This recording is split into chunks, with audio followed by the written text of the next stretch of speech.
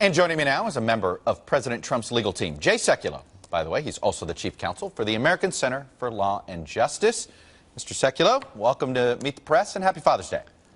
Happy Father's Day, Chuck. Let me begin with getting some clarification here. The president tweeted earlier this week, "I am being investigated for firing the FBI director by the man who told me to fire the FBI director, witch hunt." So let me start with this. When did the president become aware that he was officially under investigation by the special counsel? The president is not under investigation by the special counsel. The tweet from the president was in response to the 5 anonymous sources that were purportedly leaking information to the Washington Post about a potential investigation of the president. But the president, as James Comey said in his testimony, and as we know as of today, the president has not been and is not under investigation. Well, I go back to the tweet. Then why did he say he was? Yeah. I mean, was this he just mistweeted? Are we not to take him at his word? No, the president's tweet was in response to the Washington Post story. So the Washington Post issued a story that had 5 anonymous sources, which they never identified what agencies those sources originated out of. The response from the president, using social media, was about that story. But let me be very clear here, as it has been since the beginning. Yeah. The president is not and has not been under investigation for obstruction. Okay, then, and why is the president confused? Is he just is this just that he thinks the media is correct here or not? I'm confused by this. No, why is he not taking your legal advice or other legal advice, saying, "Hey, don't, Mr. President, you're not under investigation, so why tweet this?" This is why there's confusion. Chuck, I think you're reading more to the tweet than what's there. The president sent out that tweet directly in response to the Washington Post story with the 5 anonymous, unnamed sources from unnamed agencies. So that's why he put that in the tweet. So, look, the president has been, as you know, very effective in utilizing social media. But I want to be very clear here and very direct.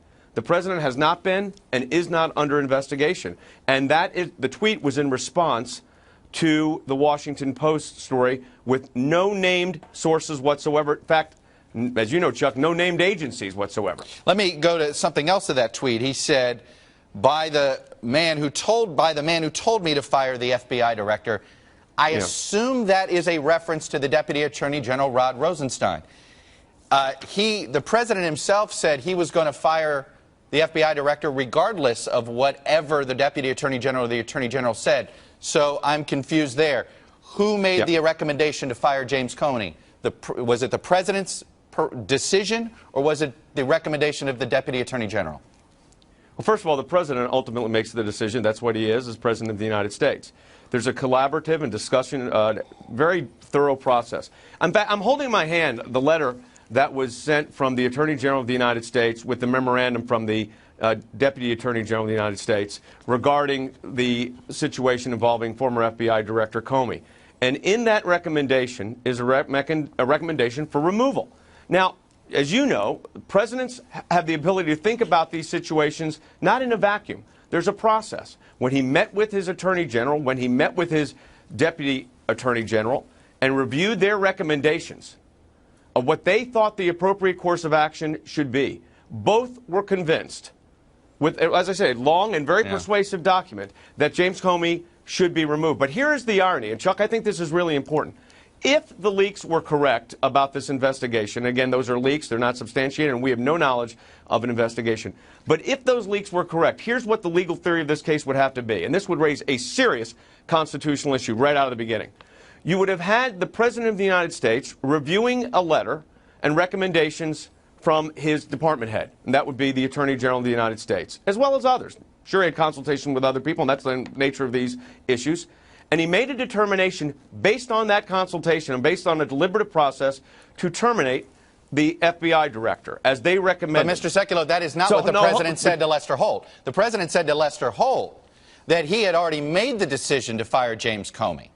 So I'm confused here. You just said he asked for this consultation, which, by the way, let me also say here, Mr. Rosenstein, in his prepared statement, in his testimony to Congress last month, said, "My memorandum is not a statement of reasons to justify a for-cause termination." So I am confused by your rationale here. Well, let me just take two things. Number one, the letter to the President of the United States from the Attorney General of the United States is, therefore, I must recommend that you remove Director James Comey and identify an experienced and qualified individual to lead the great men and women of the FBI. That's pretty unqualified. And attached to that is a memorandum from the former, not this case, the Deputy Attorney General's office, where he lays out the reason of his concern and recommendation of removal was because of the handling of the Hillary Clinton matter. But let's take a look at what you just said. Here's what you just said. The president made the decision before. Let's assume, for the sake of argument, there was all kinds of decisions being discussed. Right. But this crystallized that decision. But the fact of the matter is the president, under the Constitution, has the authority to make that decision. Now, he has these two memorandums from his attorney general and his deputy attorney general. So here's the theory of this purported case from the Washington Post. I mean, just think about this for a minute. So the president of the United States takes action to remove the FBI director, and he has a recommendation from his attorney general and deputy attorney general to take that action.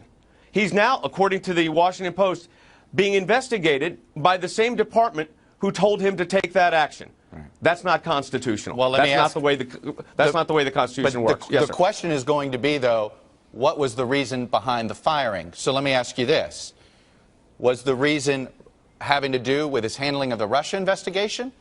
Or was it having to do with his handling of the Clinton email investigation? The reason I ask you this is the memo that was written, the rationale by the Deputy Attorney General, did not discuss Russia.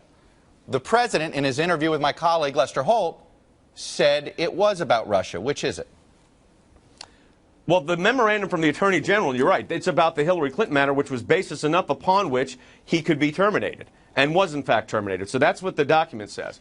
But, you know, you've raised an interesting point on the Lester Holt interview. Do you know when the president gave that full interview to Lester Holt, he said to Lester Holt from NBC News, your colleague, he said that if, in light of all of this, the removal of James Comey, in fact, he knew it, was going to lengthen the amount of time this investigation would take, but he thought it was in the best interest of the American people. So he was fully aware that if, in fact, he took this action, he would see a lengthening, or could see a lengthening of the process. So you cannot view this, in my mind, Chuck, or in any reasonable person's mind, especially someone that's representing the President of the United States, these things in a vacuum. There's multiple factors that come into existence. But let me tell you the factor that came into exist here. The President made the determination to remove the director of the FBI after consultation with others, and that determination is protected by the Constitution. Period. Well, let me ask you this. Why does the President act as if he is so concerned about this investigation if he did nothing wrong? If this investigation is going to find that, and he knows he did nothing wrong, then he shouldn't be afraid of this investigation. It's being led by professionals, a guy like Robert Mueller, who is not a political guy. You know he's not a partisan guy. I'm just sort of curious, why doesn't the President embrace this investigation if he's innocent? Because every day, the Washington Post and the New York Times are utilizing supposed leaked information about supposed investigations of the President of the United States. So his legal team and the President responds. But when you see a tweet, okay, or a utilization of social media, and the President has, I mean, his social media reach is over 100 million. A little bit more than probably are watching us today. I know you have good ratings, but reaches a lot of people. So that tweet takes, let's say, 15 seconds. This is not taking up the President of the United States' day. So he's responding to what he's seeing in the media in a way in which he thinks is appropriate to talk to those people that put him in office. But again, you didn't answer the question. If the President is innocent, why is he afraid of this investigation? He's not afraid of the investigation. There is no investigation. I want to be clear here. The tweet about the investigation... Well, there is an investigation into what Russia did in the 2016 election. And he told James Comey, when James Comey was still the FBI director, and James Comey testified to this, to continue that probe, find out what happened there. He's not worried about this, but there is not an investigation of the President of the United States, period. Jay Sekulow, member of the President's legal team. I will leave it there. Thanks for coming on this morning on this Father's Day. I appreciate it.